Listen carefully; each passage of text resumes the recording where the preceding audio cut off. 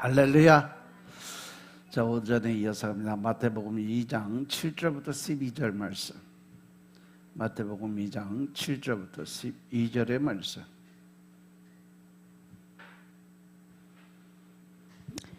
이에 헤롯이 가만히 박사들을 불러 별이 나타난 때를 자세히 묻고 베들레헴으로 보내며 이르되 가서 아기에 대하여 자세히 알아보고 찾거든 내게 고하여 나도 가서 그에게 경배하게 하라. 박사들이 왕의 말을 듣고 갈새 동방에서 보던 그 별이 문득 앞서 인도하여 가다가 아기 있는 곳 위에 머물러 섰는지라. 저희가 별을 보고 가장 크게 기뻐하더라. 집에 들어가 아기와 그 모친 마리아에 함께 있는 것을 보고 엎드려 아기께 경배하고 보배압을 열어 황금과 유향과 모략을 예물로 드리니라. 꿈에 헤롯에게로 돌아가지 말라 지시하심을 받아 다른 길로 고국에 돌아가니라. 아멘. 할렐루야. 우리 하나님 참 좋으신 하나님이십니다. 이 시간 하나님의 은혜와 평강이 여러분들과 여러분들 가정과 직장과 사업장 그리고 여러분들 자녀들까지 하나님의 은혜가 흐르고 넘치도록 채워지길 주의 이름으로 축원합니다. 자, 우리 따라합니다. 나는 예수님 안에서 모든 사람들을 이해하고 용서하고 사랑하겠습니다. 자, 우리 선포의 기도드립니다. 나사렛 예수의 이름으로 명하노니 내 안에 가난의 영, 채무의 영은 떠나갈지어다. 내 앞에 하나님의 축복을 가로막는 모든 악한 영들은 속히 떠나갈지어다. 내 죄로 인하여 나를 떠나갔던 모든 영권, 인권, 물권은 속히 회복되어 돌아올지어다. 아멘. 우리 안에 있는 모든 가난의 영, 채무의 영은 떠나간 줄로 믿습니다. 모든 빚은 다 청산되어진 줄로 믿습니다. 하나님의 축복을 가로막는 악한 영들이 떠나가고 영권, 인권, 물권의 권세들이 다 회복되어 돌아온 줄로 믿습니다. 아멘. 오늘은 마태복음 2장 7절부터 12절 말씀 가지고 말씀에 순종하는 성도의 삶이란 제목으로 말씀을 나누겠습니다. 따라합니다. 말씀에 순종하는 성도의 삶. 말씀에 순종하는 성도의 삶. 오전에 우리가 이 말씀 속에서 먼저 우리가 봐야 될 것이 바로 표적이다. 그 표적을 따라가야 우리가 살 수 있다라고 말씀하셨어요. 그래서 하나님이 우리에게 보여주시는 표적을 바라보는 믿음을 가져라. 예수님은 예수님을 따르던 사람들에게 이러한 말씀을 하신 적이 있어요. 아침에 해가 하늘이 붉고 흐리면 오늘은 날이 굳겠다 하나니 너희가 천기는 분별할 줄 알면서 시대의 표적은 분별할 수 없느냐라는 말씀하셨어요. 여기서 우리가 생각해야 될 것은 왜 표적을 보지 못하느냐 하는 거죠. 지금은 주님이 오셔야 할 때예요. 그렇죠? 마지막 때가 다가왔어요. 제가 지난주도 얘기했지만 예루살렘 성전이 완전히 망가지고 이스라엘이 망한 때가 서기 57년이에요. 2000년 후를 따지면 2057년 그렇게 따진 거 얼마 안 남았지 이제. 그죠? 한 32년 정도 남았어. 근데 그게 1000년이 더할지 내가 너희들이 보는 대로 2, 3일 후에 다시 오겠다. 하루 1000년 잡고 이틀 있다가 오면 2000년, 3일 있다 오면 3000년. 언제 오실지는 아무도 몰라. 하나님만 아셔.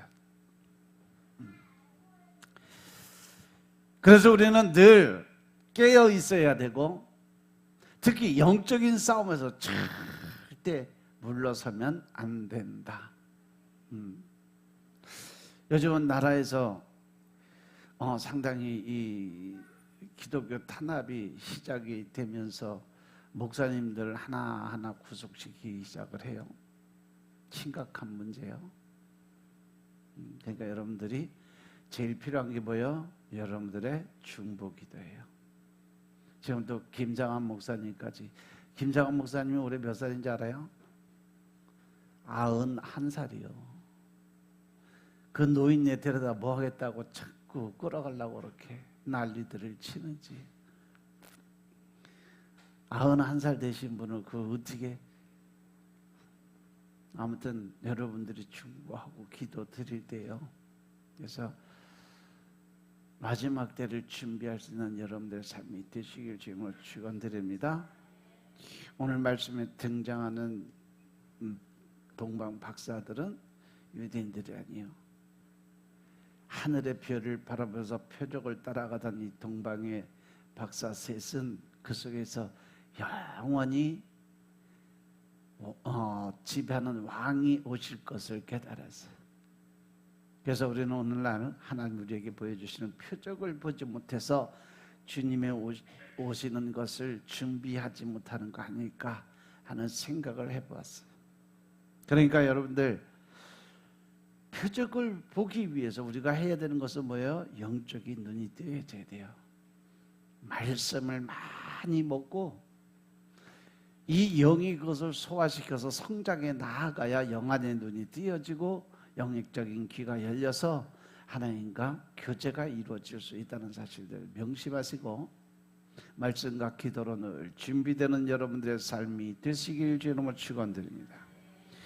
그리고 두 번째로 뭐냐, 말씀 속에서 먼저 우리가 보아야 될 표적은 바로 예수님 앞에서 예물을 드리는 사람이 되어야 된다.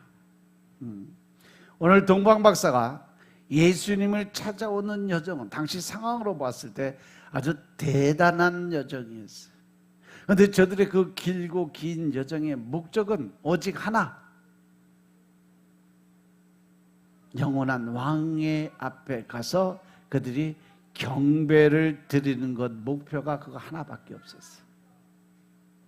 산 넘고 물 건너 그 보배를 가지고 온 이유는 단 한 가지, 하나님께 드려지는 예배의 자리에 참석하기 위해서 그들은 그 먼 길을 2년 반 동안이나 찾아갔던 거예요.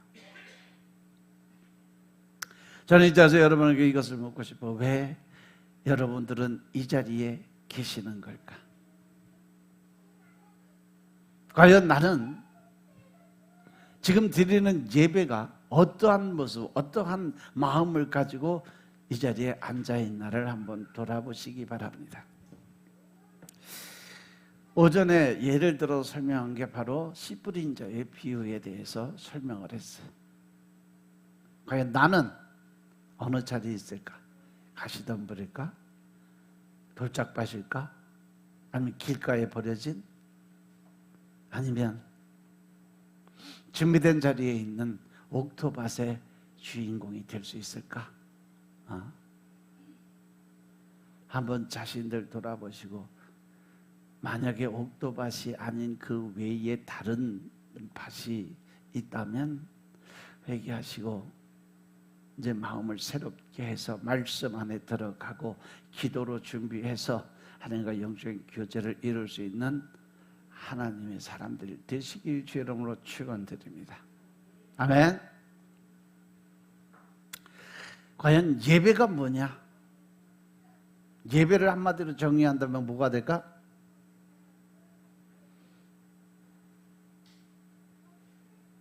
예배는요, 하나님께 영광을 올려드리는 자리예요.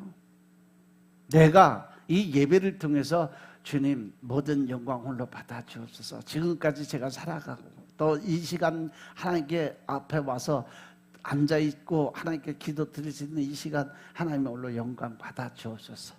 그렇게 하나님께 영광 올려드리는 것이 예배예요.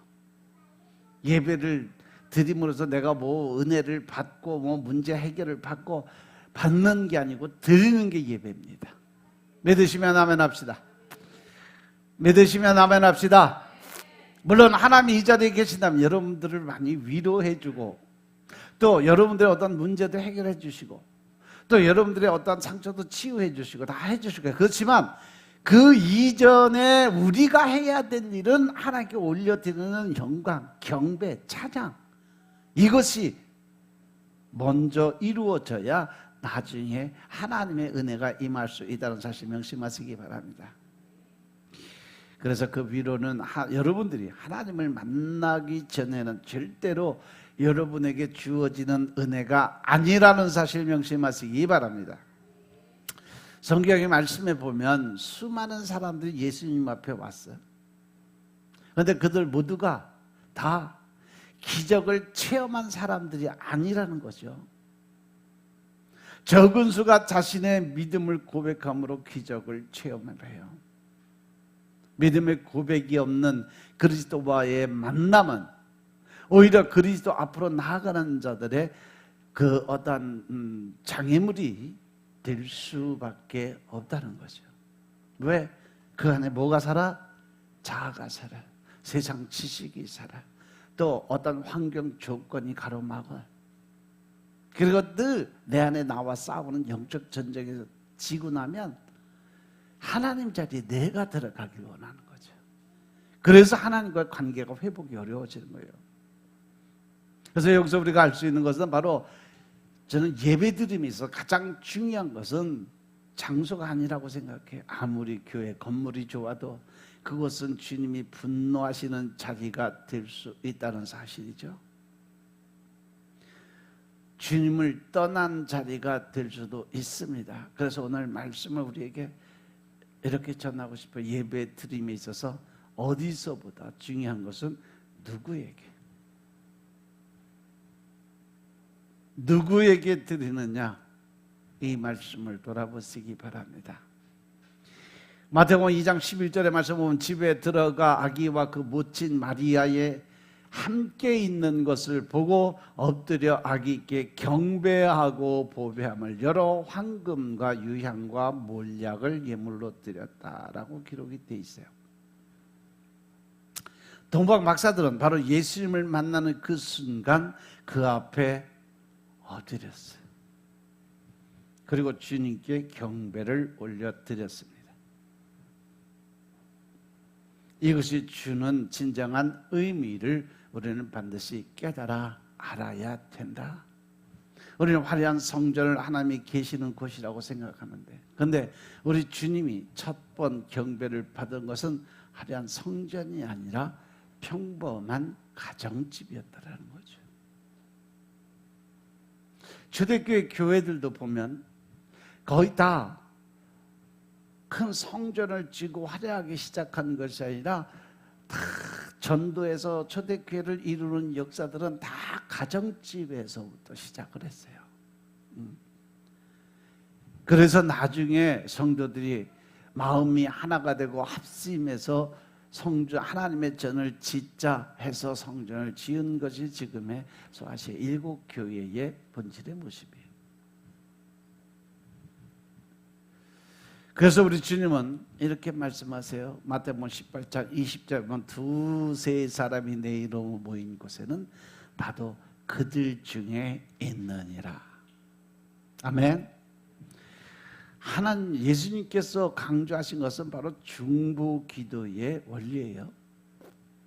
혼자 기도드린 게 아니라 두세 사람, 두 사람이나 세 사람이 모여서 합심해서 기도드리는 곳에 바로 나도 그곳에 같이 기도드리겠다는 거예요. 그렇다면 우리가 알아야 할 것이 있어요. 어디서보다 중요한 것은 누구에게라는 말씀이죠. 주님 앞에서 예배를 드리지 않으면 그것은 예배가 아니에요. 자기 의를 세워가는 거죠. 아무리 거룩한 순서에 따라서 유창한 기도를 드렸다 해도 서로 그곳에 기적이 일어났다고 해도 하나님과 상관이 없을 수 있는 그러한 자리가 될 수도 있다. 왜? 그 마음 속에 하나님을 향한 경배의 예배의 드림이 없으면, 하나님의 마음을 갖고 긍휼과 이해와 용서와 자비의 마음이 없으면 그것은 하나님이 거할 수가 없습니다. 아멘. 저는 지금 이 자리에 우리 주님이 계심을 믿습니다. 지금 이것이 화려한 성전은 아니지만 이곳에 계신 하나님의 우리 모두의 마음을 만져주시고 늘 새 힘을 허락하시는, 새 능력을 부어해 주시는 하나님이신 것을 믿습니다. 요한복음 4장에는 하나님은 영이시라고 하면서 주님 우리에게 어떻게 하나님께 예배를 드리는 것이 옳은가 하는 것을 직접 알려주셨어요. 요한복음 4장 23절 24절의 말씀 보겠습니다. 요한복음 4장 23절 24절의 말씀.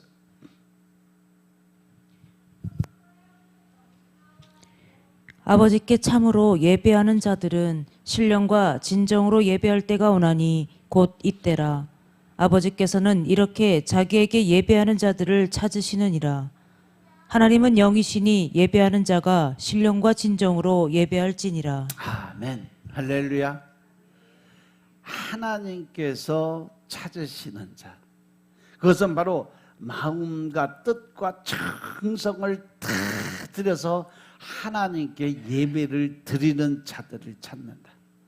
잘난 척하고 교만하고 자아가 강해서 고집대로 자기 멋대로 그렇게 신앙생활하는 것이 아니라 오직 말씀에 의지해서 하나님만을 바라보고 하나님의 뜻을 세워가게 주님께 그 모든 경배와 찬양을 드릴 수 있는 자들을 찾으신다. 그것이 바로 신령과 진정으로 예배를 드리는 자들의 모습인 것임을 깨달으시기 바랍니다. 하나님 앞에서 드리는 평범한 예배가 하나님이 안 계시는 화려한 예배보다 하나님이 더 원하시는 예배라는 것을 말씀을 주시는 거예요. 오늘 이 동방의 박사들이 평범한 곳에서 주님이 계셨기 때문에 가장 화려한 예배를 드렸어요. 신령과 진정의 마음으로 무릎을 꿇었고 자기들이 가진 모든 것을 다 드리며 영원하신 왕에게 경배를 올려드렸어요. 이 같은 은혜가 여러분들 모두에게 임하시길 주님으로 축원합니다. 아멘. 그리고 예물은 뭐냐? 바로 나 자신이에요. 거룩한 산 제사의 모습. 물론 물질의 예물도 있지만 내 자아, 즉 나를 하나님께 온전히 올려드리는 그러한 사람들이 되어야 돼요. 유명한 일화가 있죠. 슈바이존 박사가 어렸을 때 헌금 시간이 됐는데 드릴 게 아무것도 없어서 자기가 그 헌금한 바구니 안으로 들어갔다잖아. 주님 드릴 거 이 몸밖에 없어서 이 몸 드립니다. 그 쟁반, 그때는 이렇게 돈이 아니고 물건들도 막 갖다 올려놓고 그래서 이만한 쟁반에다가 이렇게 들고 다니면서 받았는데 그 위로 올라갔대잖아. 자기 드린다고. 그리고 평생을 하나님의 영광을 위해서 살았던 사람이에요. 오늘 본문에서 우리에게 알게 하시는 예배를 드림에 있어서 반드시 바쳐지는 예물이 있어야 된다는 사실을 말씀해 주고 있어요. 물론 많은 목사님들은 여기서 황금, 유향, 몰약의 사용에 대해 상징적인 해석만 하는데 저는 하나님이 말씀하시는 본질의 말씀은 바로 하나님께 드릴 예물을 준비하는 그 마음을 깨우치라는 거죠. 하나님께서는 너희는 내 앞에, 하나님 앞에 올 때 뭘 가지고 와라? 반드시 뭘 준비해라? 예물을 준비해 갖고 와라 그랬어요. 하나님이 전으로 올 때는 항상 하나님께 드릴 예물을 우선적으로 드릴 준비된 자들이 되어야 된다. 아멘.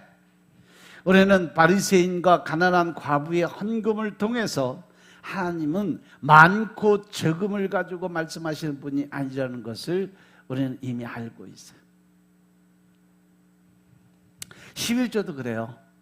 11조도 당장 집안에 그 모든 살림이 다 이게 부족해서 이걸 드리고 나면 당장 새끼들 굶어 죽을 위기에 있는데 이 11조를 드려야 될까 말아야 될까?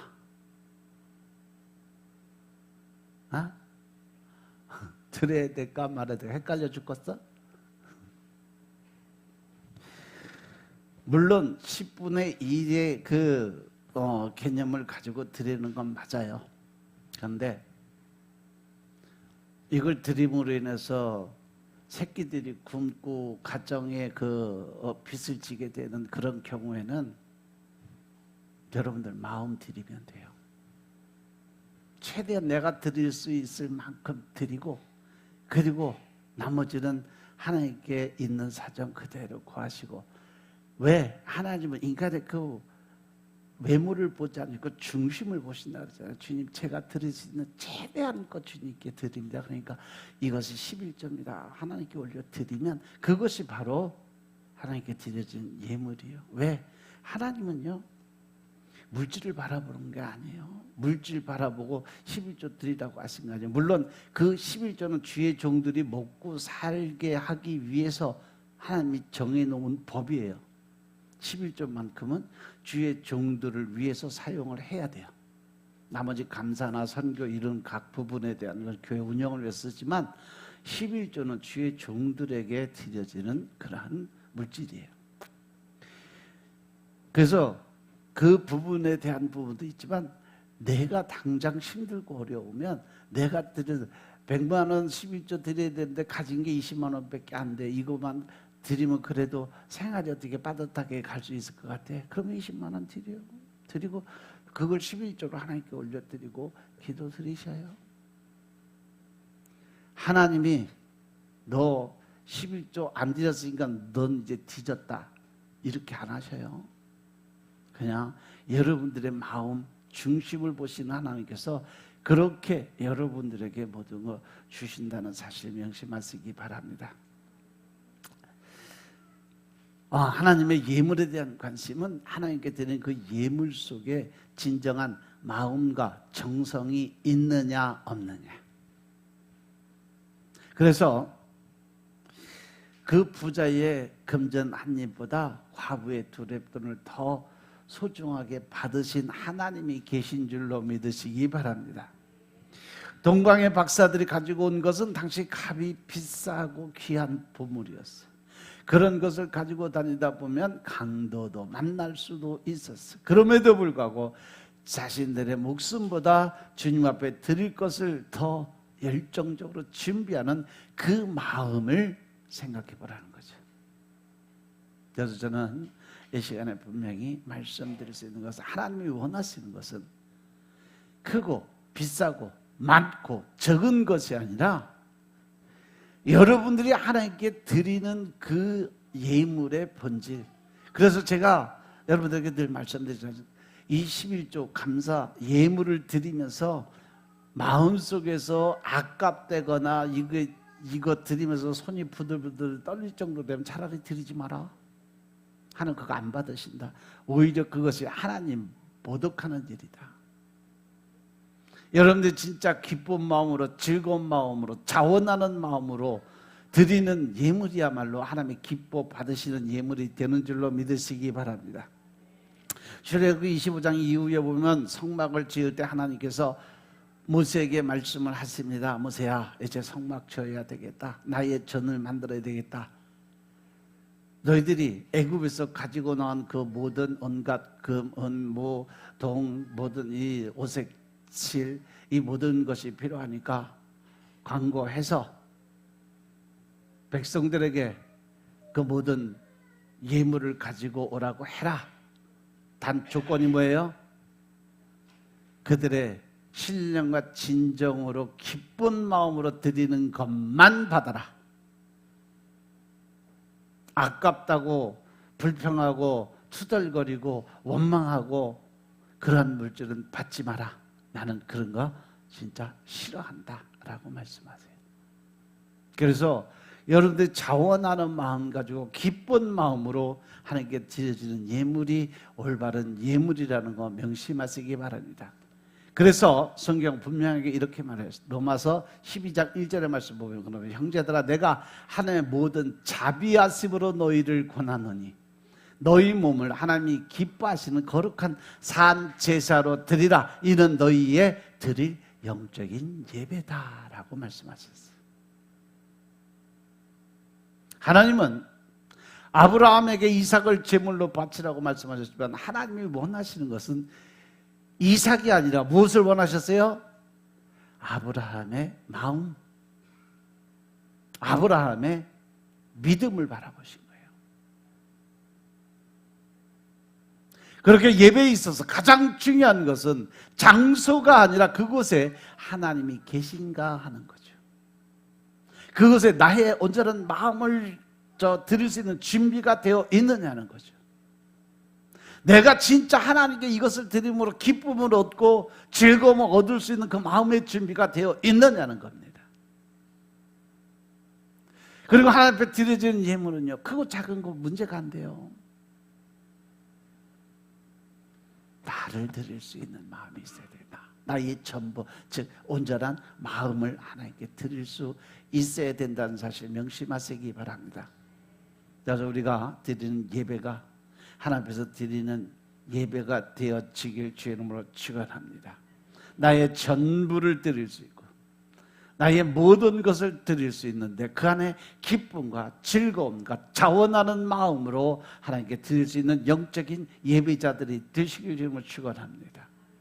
동시에 우리가 드리는 예물은 돈이 아닌 우리 자신의 삶이 될 수 있기를 주의 이름으로 축원합니다. 아멘. 그러기 위해서는 우리는 늘 말씀에 의지해서 나의 삶이 변화가 되는 모습을 보여야 돼요. 다른 사람들이 볼 때 와, 저 사람 예수 믿더니 진짜 변했네. 말도 변하고 행동도 변하고 모든 것이 변해서 야, 나도 저 사람이 믿는 예수 좀 믿어봐야 되겠다. 이 정도 될 때까지 여러분들은 변해야 돼요. 믿으시면 아멘 합시다. 그래서 우리의 예배가 하나님이 받으시는 예배고 또한 하나님이 인정하시는 삶으로 드려지는 예물이 되는 성도들의 삶이 되시길 주님으로 축원합니다. 이 말씀 속에 먼저 우리가 보여야 될 표적이 뭐냐? 주님을 만난 자는요, 말씀에 순종하는 행함이 있는 믿음을 보이는 자가 바로 하나님을 만난 자의 모습이에요. 아멘. 말씀에 순종하는 자의 모습이 어떠냐? 세상의 힘을 두려워하지 않는 자. 오늘 말씀 마태복음 2장 8절에 보니까 베들레헴으로 보내며 이르되 가서 아기에 대하여 자세히 알아보고 찾거든 내게 고하여 나도 가서 그에게 경배하게 하라. 이 말은 헤롯 왕이 동방 박사들에게 예수님은 이 나라의 왕이 태어났다니까 그 예수님을 죽이기 위해서 썼던 묘책이에요. 그런데 이에 대해 동방 박사들의 행동이 어땠어요? 12절에 보면 말씀 보면 꿈에 헤롯에게로 돌아가지 말라 지시하심을 받아서 다른 길로 해서 고국으로 돌아갔다. 이렇게 기록이 되어 있어요. 그 당시에 헤롯은 로마의 세력을 뒤에 업은 세상의 최고의 권력자의 모습이에요. 그러나 헤롯이 박사들에게 자기에게 와서 구하라고 명령을 했어요. 그런데 이 동방에서 온 세 박사가 헤롯 왕의 명령을 따르지 않고 하나님의 명령을 듣고 다른 길로 돌아갔다라는 거예요.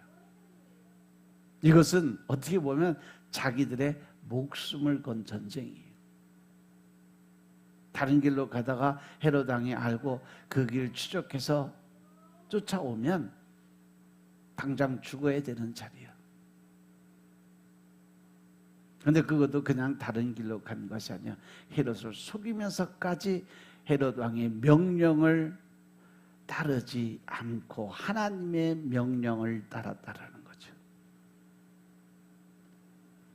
16절에 보면 이 헤롯이 박사들에게 속은 줄 알고 심히 노해서 사람을 보내어 베들레헴과 그 모든 지경에 있는 산의 아이를 박사들에게 자세히 말하는 그때를 표준으로 2살부터 그 아래로 다 죽였다 그랬어요. 엄청난 사건이었죠. 하나님을 만나는 사람은 하나님의 말씀을 따르게 되어 있습니다. 이렇게 말씀드리면 우리 중에 누군가는 이렇게 얘기도 하시죠. 나도 동방 박사들처럼 들을 수 있으면 따라갈 텐데. 그죠? 못 들어서 못 따라간다라고 그래요. 뻥이요. 내가 못 들으면 하나님이 다른 사람의 입술을 열어 허다못해 나귀 새끼의 입을 열어서도 말씀하시는 하나님이요. 단지 내가 준비가 안 돼서 하나님이 말씀하셨음에도 불구하고 순종을 안 하잖아. 제가 가끔 하나님이 말씀하셔서 얘기를 해주면요, 에이 목사님 그런 소리 하지 마세요. 아직 귀가 안 열렸고 그럼 그 다음부터 얘기 안 해.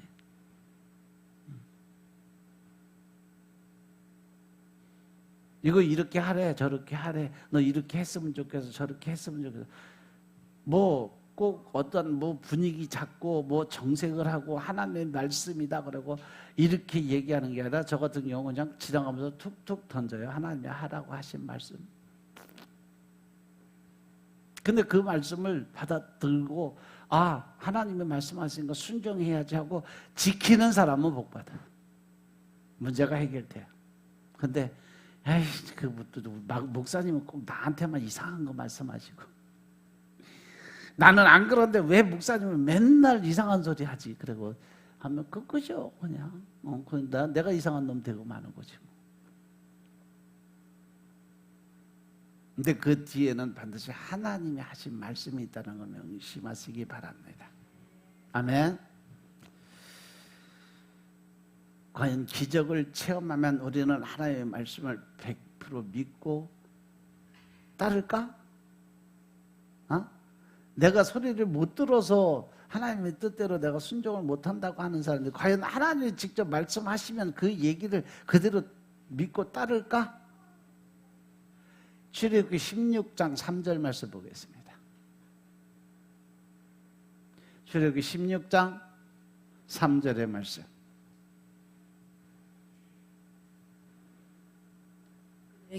그들에게 이르되 우리가 애굽 땅에서 고깃가마 곁에 앉았던 때와 떡을 배불리 먹던 때에 여호와의 손에 죽었다면 좋았을 것을 너희가 이 광야로 우리를 인도하여 내어 이 온 회중으로 줄여 죽게 하는도다. 17장 3절 한번 더 읽자.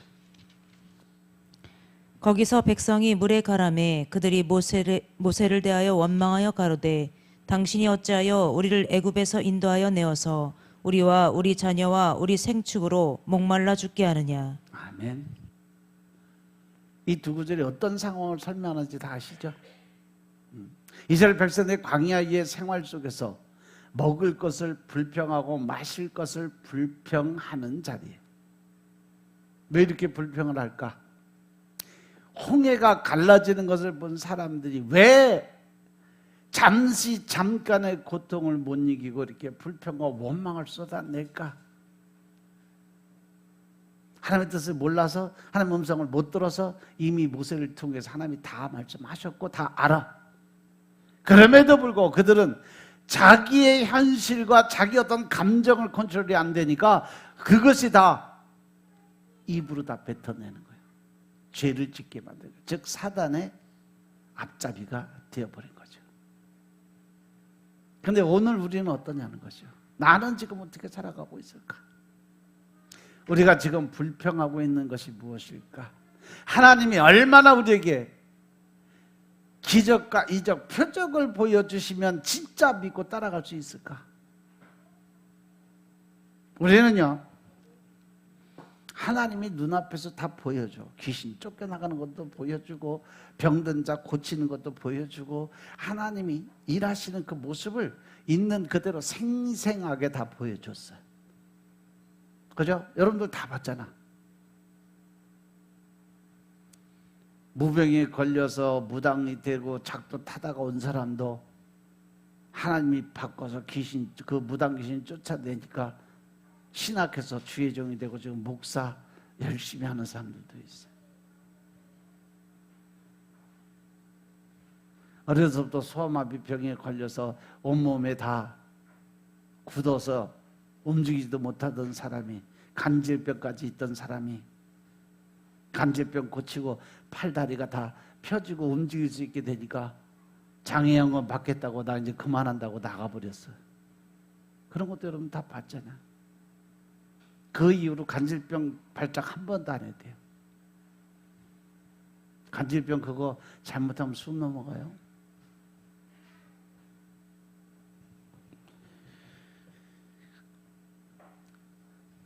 그렇게 일하시는 하나님 여러분들 직접 보고 여러분들 지금 말씀에 순종하고 하나님이 하라는 대로 따라가고 순종하냐고. 에휴 그거 내 일 아니지. 그분 허리가 펴지고 그분 등허리가 펴지고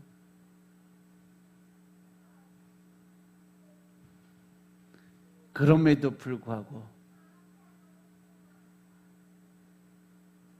하나님은요 온전하게 우리의 마음을 받으시는 하나님이심을 믿으시기 바랍니다.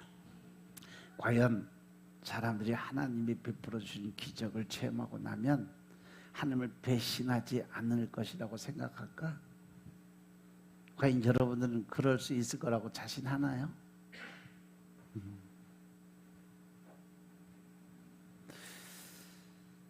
마가복음 5장 17절에 보면 저희가 예수께 그 지경에서 떠나시기를 간구했다.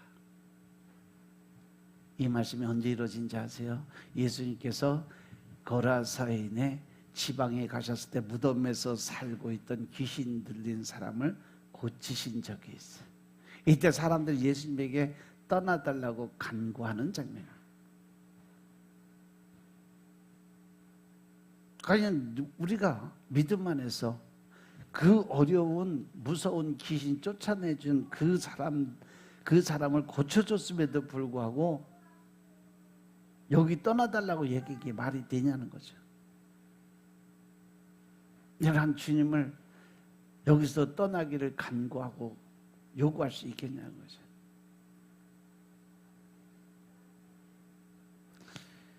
근데 그게 가능하다는 얘기죠. 많은 사람들이 그렇게 살아가고 있으니까 주어진 현실 앞에서 우리는 주님을 포기하고 세상을 향해 달려가는 사람들이 너무 많다는 거죠. 자기 생각과 자기 의와 자기의 이 지식적인 믿음을 가지고 있는 사람들에게는요 오히려 하나님이 거추장스러운 분으로 변할 수밖에 없어요. 한 청년이 주님 앞에 와서 그리고 와서 영생을 어떻게 하면 얻겠습니까? 물어봐요. 그래서 주님은 재물을 팔아서 가난한 자에게 다 나눠주고 나 따라와 그러면 영생의 길로 인도해 줄게. 그리고 성경은 그 다음에 뭐라고 그러냐면 마태복음 19장 22절에 보면 그 청년이 재물이 많음으로 이 말씀을 듣고 근심하며 갔다라고 돼 있어요. 이것이 바로 지금 우리들의 삶 아니에요? 내려놓지 못하고 포기하지 못하는 것. 이것이 오늘 우리의 믿음이 아니냐는 거죠. 우리 현주소예요.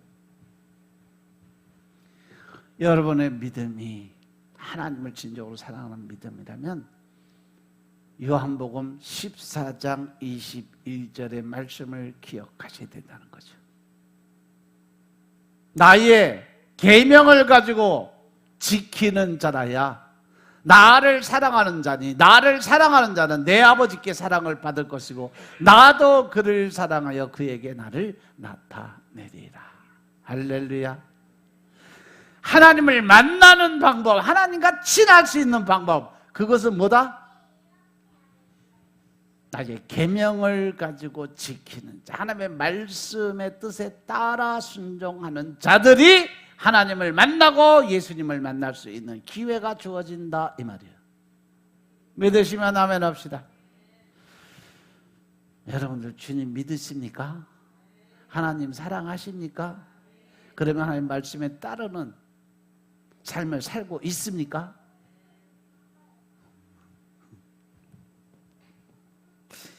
아멘 소리는 나오는데 그러려면 제일 먼저 필요한 것이 내려놓음이에요.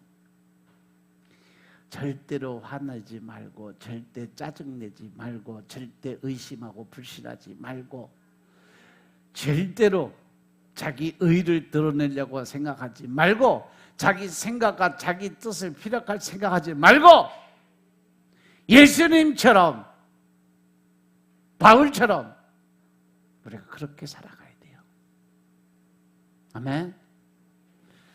말씀 정리합니다. 저는 오늘날 우리가 삶 속에서 하나님을 경험하는 신앙인이 되어야 된다고 믿어요. 그렇게 살기 위해서 우리는 하나님이 우리에게 보여주시는 분명한 삶의 표적을 볼 수 있어야 된다라는 거죠. 믿으십니까? 하나님의 표적을 보면서 만약 우리의 생각이 앞서거나 나의 생각에 선입견이 있다면 그 표적은 사라져요. 동방박사들이 베들레헴 쪽으로 가지 않고 예루살렘 쪽으로 방향을 옮기는 순간 자기 의가 앞서는 순간 하늘에 그 표적이 된 별이 없어졌어요. 그리고 나서 예루살렘 성으로 들어가서 헤로드 왕에게 얘기를 듣고 베들레헴이 있다는 것을 알고 베들레헴 쪽으로 방향을 트니까 그때 별이 나타났어요. 중요한 거예요. 그냥 여러분들은 별이 없어졌다 다시 나타났네 이걸로 끝날 문제 아니에요. 여러분들 신앙의 관점의 생각이, 여러분들 신앙의 방향이 하나님의 말씀대로 따라가지 않으면, 옆으로 세면 여러분들의 표적이 없어지는 거예요. 여러분들 갈 길이 없어지는 거예요. 믿으시면 아멘 합시다. 하나님의 표적을 따르는 사람은 하나님께 예배를 드리는 사람이어야 되고, 하나님께 예배 드리는 데는 어디서보다 중요한 것이 누구에게 어떠한 마음으로 드리느냐가 중요하다는 거죠. 예배는요 하나님께 드리는 거예요. 보는 거 아니에요. 지금도 이렇게 보면 극동 방송에서도 그렇고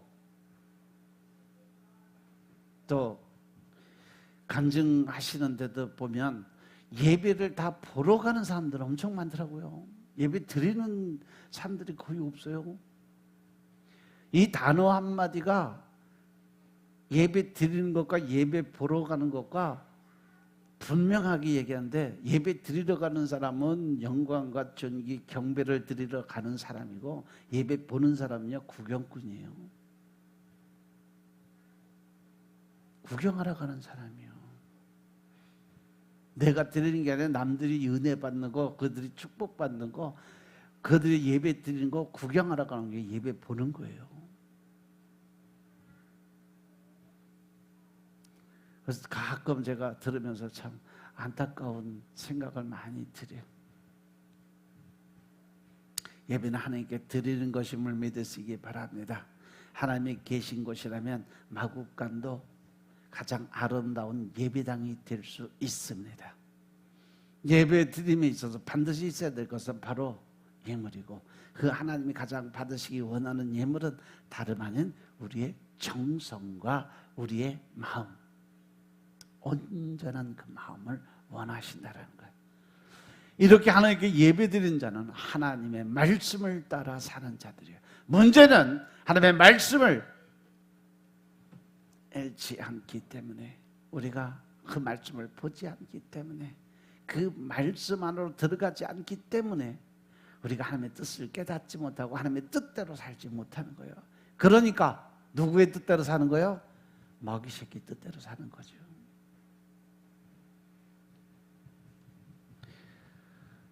이제 한 해를 지나가는 것도 벌써 4분의 3이 지나가 버렸어. 어느 순간에 보니까. 네? 이제 며칠 있으면 10월 달이요.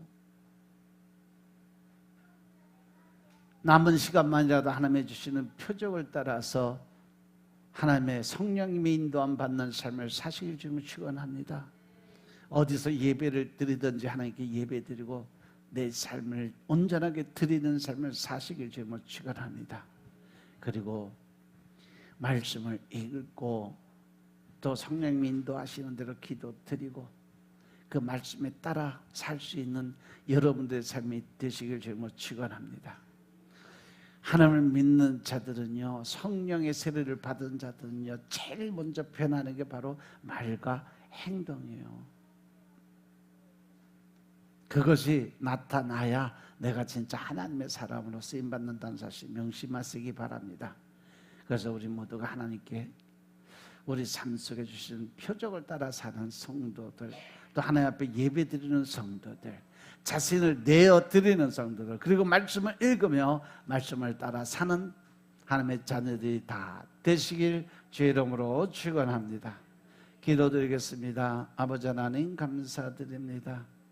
오늘도 아버지 은혜 가운데 우리가 살 수 있도록 도와주시고, 또한 믿음 안에서 주님의 영권, 인권, 물권을 다 사용하게 허락하시니 감사합니다. 늘 신령과 친정의 마음 안에서 하나님의 의로운 삶을 나타내는 자들 되게 하여 주옵소서. 오직 성령 하나님의 인도하심에 따라 우리 삶이 변화되고 우리의 언어가 변화되게 하시고, 또한 나보다 남을 먼저 생각하며 가난한 자들에게 나누고 베풀 수 있는 자들로 변화되게 하시고, 또 그것을 통해서 살아계신 아버지 하나님을 증거하는 복음 전도자의 사명 감당케 하옵소서. 모든 말씀 우리 주 예수 그리스도의 이름으로 감사드리며 기도드렸사옵나이다. 아멘.